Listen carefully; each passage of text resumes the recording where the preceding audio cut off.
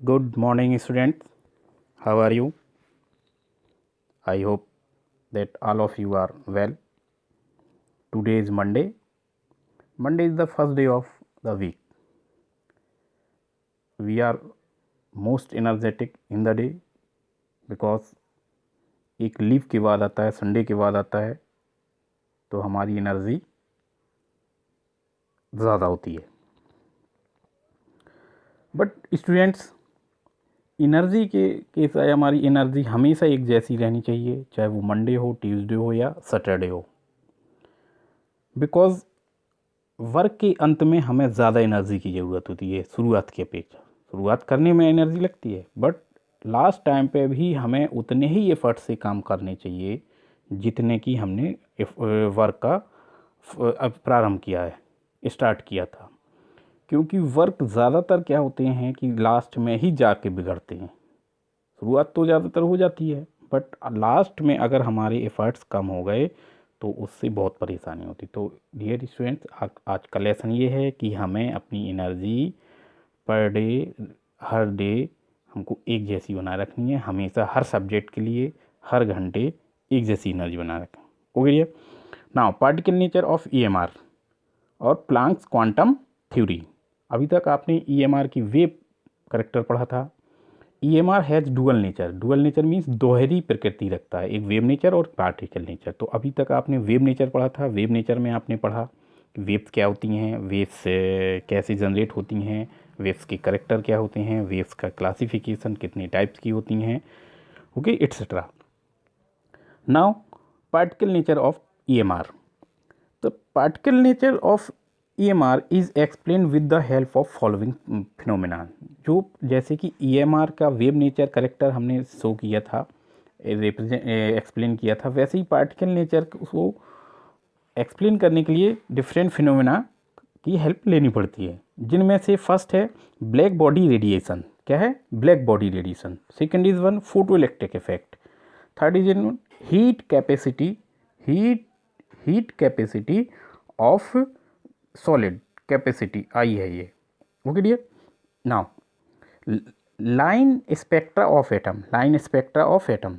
These are the properties, these are the phenomena which show that the EMR has particle nature. Okay. Now first, black body radiation. Black body radiation आपने पढ़ा होगा high school में, शायद physics में. Black body radiation क्या होती है? The phenomena was given by max Planck in 19th. कहाँ पर? 19th में दी थी. इन्होंने क्या देखा था? He absorb that the frequency of emitted radiation is increased with increase in temperature of body. किसी बॉडी का अगर हम टेम्परेचर बढ़ाते रहें तो उस बॉडी से जो रेडिएशन इमिट होगी उसकी फ्रीक्वेंसी बढ़ती जाती है. ठीक है, जैसे टेम्परेचर बढ़ाएंगे तो उसकी फ्रीक्वेंसी क्या होती जाएगी? बढ़ती जाएगी. Okay dear. जैसे एक एग्जाम्पल है, जब हम लोहे की रॉड को गर्म करते हैं तो आप देखेंगे, अब अभी तक शायद देखा होगा, नहीं देखा तो कभी इसको देखना, एग्जाम करना, कि जब हम लोहे की रॉड को गर्म करते हैं तो पहले डल रेड होती है. कैसे होती है? डल रेड. ठीक है, फिर वो मोर रेड होती है और रेड हो जाती है. फिर और ज़्यादा टेम्परेचर करेंगे तो वाइट हो जाएगी, और जब वो हाईएस्ट टेम्परेचर पे पहुंच जाएगी मेल्ट होने के पहले तो वो ब्लू कलर की दिखेगी. कैसी दिखेगी? ब्लू कलर की. Okay dear. तो all of these colour are visual. सारे कैसे हैं? विजुअल है. हमने पढ़ाया विजुअल रेडिएशन. विजुअल रेडिएशन कितने पार्ट में सेपरेट आउट होती है? 7 पार्ट में. विबग्योर, विबग्योर पढ़ाया है ना. तो विबग्योर जो रेड होता है, इसकी फ्रीक्वेंसी सबसे कम होती है, लोवेस्ट फ्रीक्वेंसी होती है किसके पास? रेड के. और वेव लेंथ मैक्सिमम होती है, क्योंकि फ्रीक्वेंसी और वेव लेंथ कैसे होते हैं? एक दूसरे के इन्वर्सली प्रोपोर्शनल होते हैं. तो ब्लू की फ्रीक्वेंसी क्या होती है? रेड से ज़्यादा होती है. तो मतलब फ्रीक्वेंसी क्या होती जाती है? इंक्रीज होती जाती है. पहले रेड आया, फिर वाइट आया, फिर ब्लू आया. तो यहाँ पर लोवेस्ट फ्रीक्वेंसी और यहाँ पर हाईएस्ट फ्रीक्वेंसी होगी किसकी? आयरन रॉड की. Okay dear. Now the body which emits and absorbs radiation of all frequencies is called black body, and the radiation emitted by the body is known as black body radiation.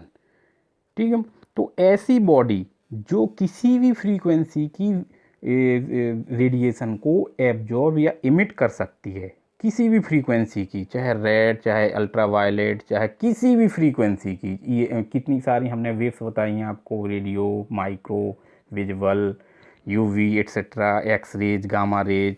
तो किसी भी frequency की radiation को कोई body अगर emit या absorb कर सकती है तो उसे बोलते हैं ब्लैक बॉडी, और जो रेडिएशन इमिट होती है उसे बोलते हैं ब्लैक बॉडी रेडिएशन।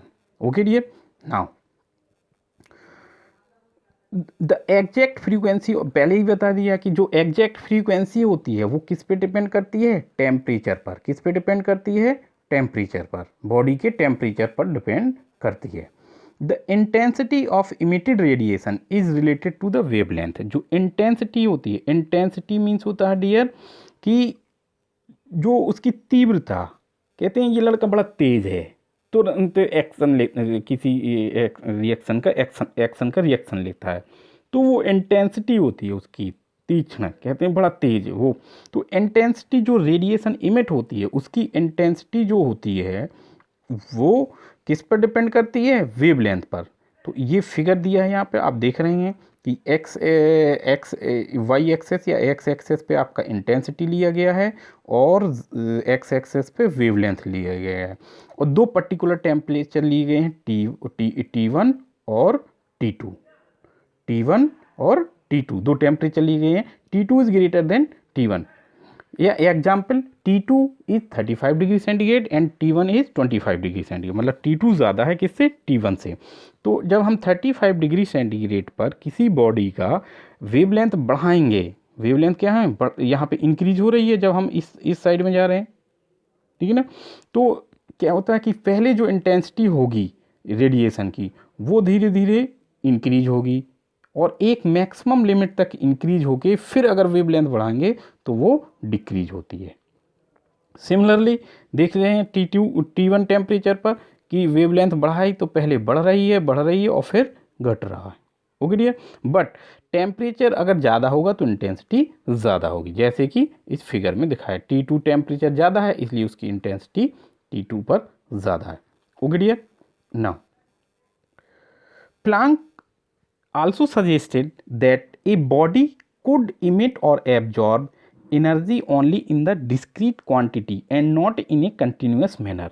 कि प्लैंक ने जो एक और चीज़ बताई थी कि जो बॉडी होती है जो एब्जॉर्ब या इमिट करती है रेडिएशन को एक निश्चित क्वांटिटी में करती है, डिस्टिंक्ट क्वांटिटी में करती है, मतलब ये कहें कि बंडल के रूप में, नॉट एक कंटिन्यूस नहीं करती कि लगातार एक, जैसे पानी बहता है लगातार, तो ऐसे नहीं बहती है। एक जैसे एक एग्जांपल दूं, जैसे कि बकरी को पॉटी करते देखा है आपने, तो बकरी जो पॉटी करती है तो एक बंडल के निकलते हैं उसकी, ठीक है, पॉटी के गोल गोल वो निकलते हैं बंडल टाइप के, वैसे ही एनर्जी एब्जॉर्ब या इमिट हो सकती है। The energy, the quantity of energy is known as quantum. क्या बोलते हैं उसको, क्वांटम बोलते हैं। क्वांटम क्या कहलाता है, स्मॉलेस्ट क्वांटिटी ऑफ इमिटेड और एब्जॉर्ब रेडिएशन, जिससे कम एनर्जी ना तो इमिट किया जा सकती है ना एब्जॉर्ब किया जा सकती है। Okay dear, the energy of the quantum is proportional to the frequency. जो एनर्जी होती है इस क्वांटम की, जिसकी इस एक क्वांटम को हम एक फोटोन भी बोलते हैं, क्या बोलते हैं, फोटोन। अभी आगे बढ़ाएंगे हम, फोटोन। एक फोटोन जो होती है एनर्जी वो होती है एच न्यू। एनर्जी किस पर प्रोपोर्शनल होती है, फ्रीक्वेंसी पर। Where H is the Planck constant. Planck साहब ने ये थ्योरी दी थी इसलिए इसको क्या बोलते हैं, प्लैंक कांस्टेंट। एक्चुअली में ये प्रोपोर्शनल कांस्टेंट है, क्या है, प्रोपोर्शनली कांस्टेंट है। इसकी वैल्यू क्या होती है, 6.626 इंटू 10⁻⁻34 जूल पर सेकेंड है, यहाँ पे पर सेकेंड, क्या है, per second, joule per second. Okay dear, joule per second. तो आपने देखा अभी ब्लैक बॉडी रेडिएशन जो आपकी क्या शो करती है, पार्टिकल नेचर ऑफ ईएमआर को शो करती है। तो ब्लैक बॉडी किसने दिया था, प्लांक साहब ने दिया था। प्लांक ने क्या कहा था कि किसी बॉडी पे रेडिएशन इमिट होती है तो उसकी टेम्परेचर पर डिपेंड करती है, टेम्परेचर बढ़ाएंगे तो बढ़ेगी। एग्जाम्पल दिए थे रेड हॉट मतलब हॉट आयरन रॉड का। Okay dear. और इन्होंने एनर्जी जो एब्जॉर्ब या इमिट होती है वो एक बंडल के रूप में होती है जिसको क्या बोलते हैं, क्वांटम या फोटोन। और उसकी एनर्जी किस पे डिपेंड करती है, फ्रीक्वेंसी पर। किस पे डिपेंड करती है, फ्रीक्वेंसी पर। Okay dear. तो ये ब्लैक बॉडी रेडिएशन हुआ। और नेक्स्ट लेक्चर में हम पढ़ेंगे photo electric effect. Thank you dear.